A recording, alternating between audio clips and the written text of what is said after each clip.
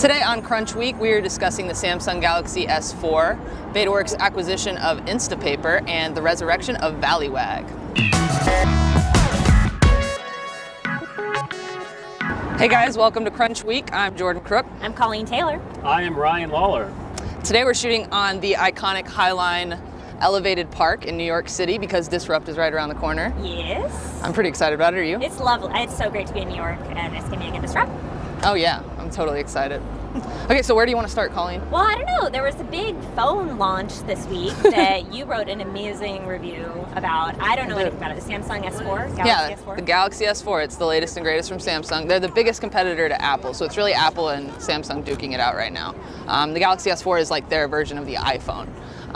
It is pretty crazy. It's spec'd to the max. Like, there's really nothing as good as it on the market, but it's really, really complicated. There are a lot of weird features and stuff like that. Yeah, I feel like it got mixed reviews, like things I read about it, and your review was kind of a mixed review. I mean, like, it was. If someone doesn't want to go back and read the review in full, although they should, would you be like, thumbs up, like this, like, what would you? What I would say is that where the iPhone made people love their smartphone because it was like you could do anything and it felt so simple and natural. Your calendar felt natural, your email felt natural, everything felt natural. The Galaxy S4 is forcing things. They want to do the highest level tech possible and they're trying to make it simple, but it's just not. It's not simple. So if you're not cool with new technology, if you feel like you're not really that comfortable with learning about these new things and these weird features, I would say don't do it.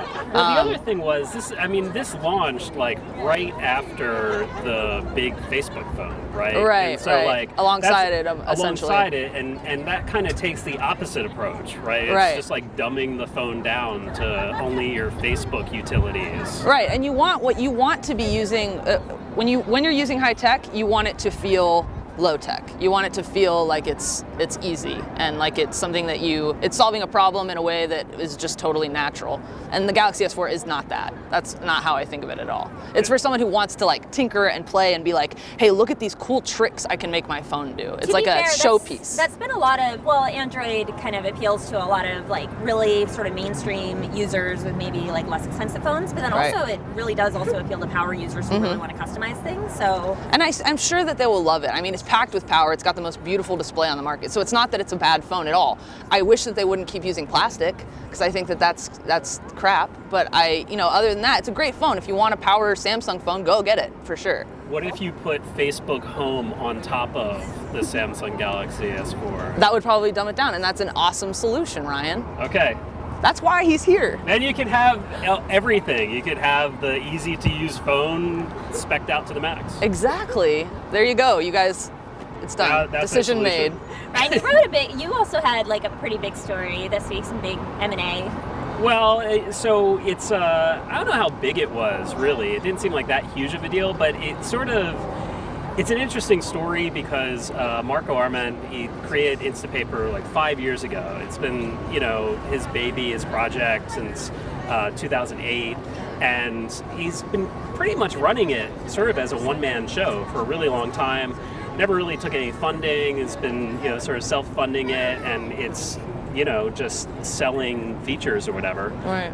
And that's how he's been making money. But I guess he kind of just got tired of it and was ready to like find a new home for it, like someone that would staff it up and continue to like work on it while he pursued other things. And so Betaworks bought Instapaper and is sort of taking it over for future development. So is that what you heard was Marco shopping it around, or did Betaworks say? Because Betaworks has been pretty acquisitive lately with Dig.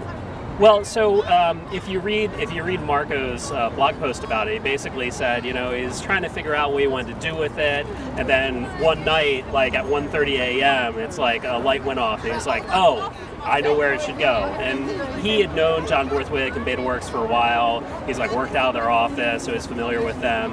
And, at the same time, it makes sense because Betaworks recently, well, not that recently, but about 9 months ago, acquired Dig and relaunched it, and they're working on, a new Dig reader. And so Betaworks is trying to position itself as a social news reader operation, which is kind of interesting because before they were sort of this like weird nebulous like incubator where they'd Right. like create ideas and then spin them out into their own companies. It's weird. I mean, I think that it's interesting the timing of it all. It's like Google Reader is sunsetting, and then I think that Instapaper kind of joining Betaworks and getting all this power behind it alongside Dig will be like a really interesting kind of refresh to that whole idea of the way we consume news. I think it'll be cool. I think clearly like people have this need for like a social reader experience, right? But no one has sort of won that market yet. So there's a big opportunity and no clear winner. So, it's something that Betaworks wants to go after. Absolutely. Very cool.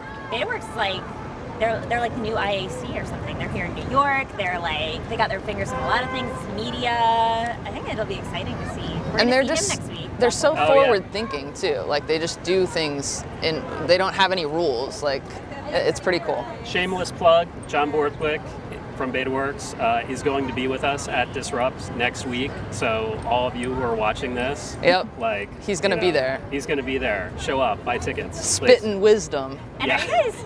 We're in New York. Are you feeling some more like snark in the air here? Like I'm just feeling like things are a little more edgy. That's not snark, honey. It's just New York. Well, I see that you wore black. I am. I'm there, it's spring, but we're in New York. That was. It's always black. Anyway, but also Valleywag is back. The Valleywag is back. No one's safe. Hide your kids, hide your wife. It's back, and I mean, it just launched on Monday. Yesterday we were just talking about like what are we going to talk about this week, and we're like Valleywag relaunched, and we're like, no, that was like last week. It feels like it's been a long time, but it was only 5 days ago. Well, to be fair, that's how gossip works. Gawker and Nick Denton have been trolling us for a long time. Us being sort of the Silicon Valley or the tech community for a long time, but now there's a single place where you can go, valleywag.gawker.com, to see all those trolls just in one place. Just in one place, an aggregator. I've been reading, like I keep finding myself typing in valleywag.com. Really? I don't know. I feel like everyone who I feel like if anyone were to do it well, right? Because like the whole pop culture of the tech community is really like weird, and I feel like maybe we're a little close to it to think that that anything that mimics it could be really that funny or realistic. But I think the Valleywag is probably the place to go for it, I guess. Do you think we need it back? Alexi had written a piece, or she wants it back. She wrote it. wants a new Valleywag, and she got it. And she got it. It's because Alexi is a star.